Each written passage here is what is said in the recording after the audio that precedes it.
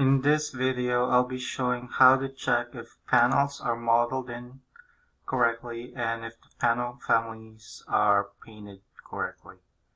So for this project, I guess the sales modeler wasn't instructed to model in the panels because there's a few parapet conditions in this project. So I'll show you what that parapet condition looks like, and it looks like this.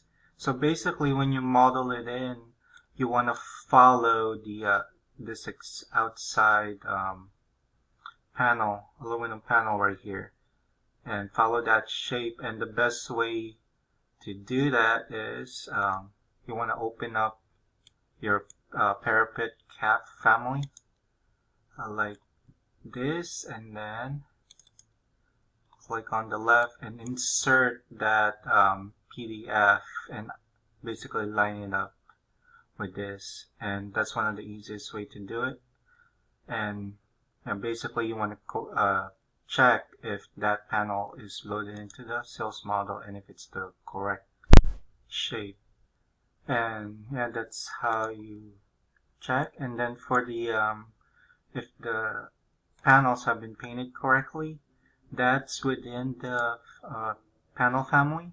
So you wanna go here, and basically you can tell that the inside and at the edge here is painted yellow, and that indicates that the panel team don't have to worry about this side and will only model in what's on the outside, which is the gray part.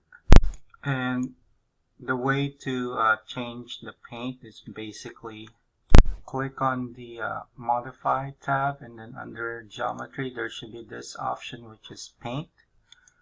So click on that and make sure you select this take off ignore panel face. Let me see if the title pops up.